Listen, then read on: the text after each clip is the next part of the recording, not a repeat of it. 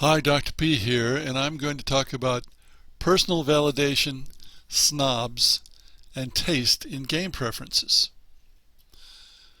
Usual caveat, I make these with the idea that people are going to listen to them. The slides are rather wordy, but that helps people with impaired hearing or for whom English is a second language. There's an element of a long rant in the following, but I also think my explanations make a lot of sense. So we're talking about having taste. If you have any kind of taste, you like some things, you dislike other things, and you can usually explain why. I'm not talking about taste from the tongue, I'm talking about preferences.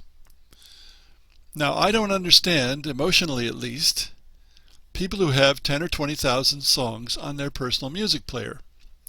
No, I don't use a personal music player, but I use a desktop many hours a day. I love certain music, and I can and do listen to the same song over and over sometimes, for as much as an hour. I don't have anywhere near 10,000 favorite songs. Why would I play so many? Why wouldn't I be more picky? To me, the people who've got 10 or 20,000 songs on their music players are sound bathing. That's not liking music, that's just bathing in sound. Similarly, should we like thousands of games or even hundreds of games? Is it snobbish to have no interest in playing certain games? Are we forced to pretend we have no taste at all? Now, it's not unusual these days, especially if you ask younger people what their favorite game is, they can't say, or they just pick whatever game they happen to be playing now. People of my generation had favorite games, and I can name all my favorite games back to when I was a kid, and it's not very many. It's a different way of looking at things. Of course, nowadays we're in the age of rampant egalitarianism, where you want to make everyone the same. Not equal opportunity, but the same. Where elitist is used as an insult for those who don't want to conform, as though trying to be different or better is wrong. Well, that's poppycock. It's fashionable to like everything or try anything once these days, but some people can figure out that they're going to like or not like something without having to try it. I make an effort to understand why people like jazz or country, but I sure don't listen to it because I know I don't like it. Why would you expect everyone who plays games, which is a very broad category, to like all kinds of games? At some point, where does having taste end and being a snob begin? Perhaps when people cannot explain why, that's when they become snobs. I don't know. Obviously, I have strong preferences and dislikes in the very broad category we now call games. For example, to me, many games are actually puzzles in disguise, and I strongly dislike puzzles. Why? I don't like always correct solutions, which characterize puzzles. Games do not have always correct solutions. Puzzles are also generally something where you're working on your own, and I like games that are highly interactive with other players. Also, I dislike puzzles because when I complete a puzzle, I only feel relief, not satisfaction, because I ought to solve any puzzle.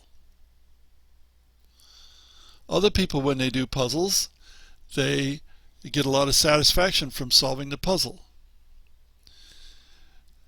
Now, if the puzzle is how to fix a leaky faucet, I'm happy to conclude that because I've actually fixed this faucet. I've done something useful.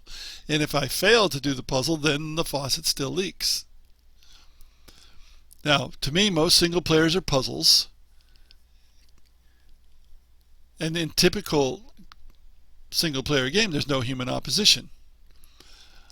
I also don't like the typical multiplayer solitaire Euro style board game because it's a puzzle, not a game. There's not really any opposition in the great majority of these games. I could go on, but the point is, like most game players, I have strong likes and dislikes. Unlike some, I can explain why.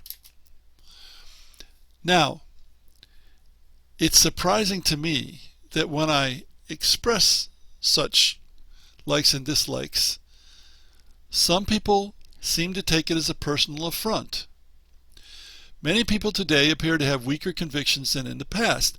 They need validation of their preferences, for example, through all the online sites that aggregate preferences, whether it's Goodreads or Facebook or Amazon. Somehow they feel much better when they find out a lot of other people have the same preference. That comes from a lack of self-esteem, which, as far as I'm concerned, is engendered by a broken K-12 system that encourages false esteem without productivity or accomplishment, and as people get older they realize they're empty.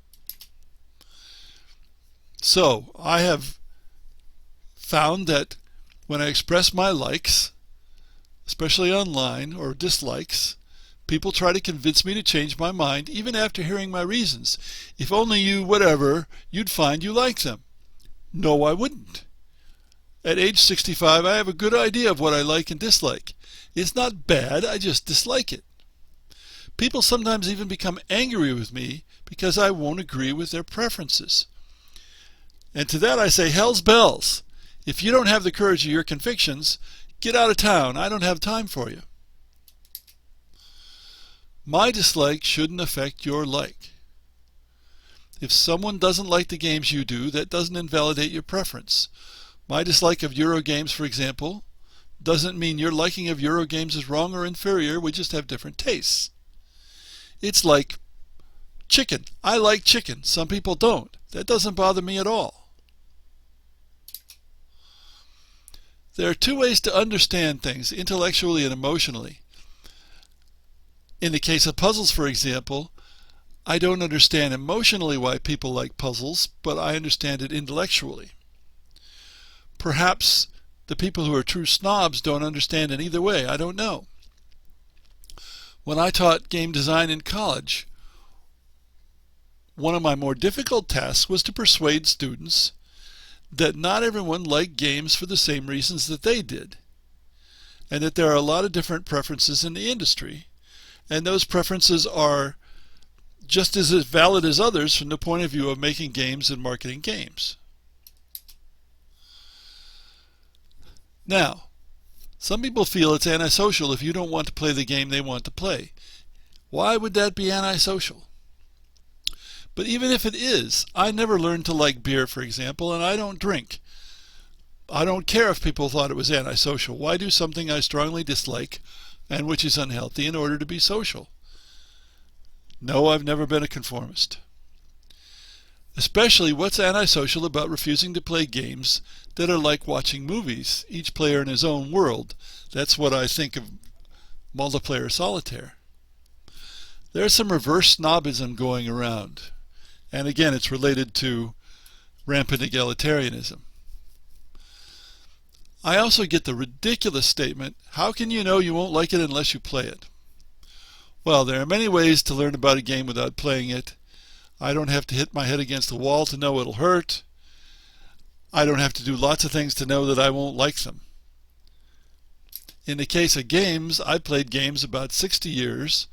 I've designed them on and off for much of that time, and with all that experience, if I can't accurately predict whether I'll like a game before I play, then I'm pretty incompetent. And I don't play games just to pass the time. I play games because the game is worth playing. Of course, I've also seen so many people actually play a game and still not understand it that I'm entirely unimpressed with the notion that you have to play it to know it. And there's a longer discussion of this at the URL there in my blog.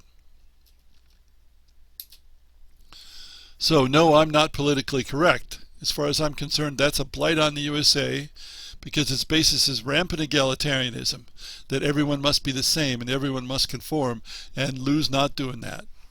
Thanks for listening.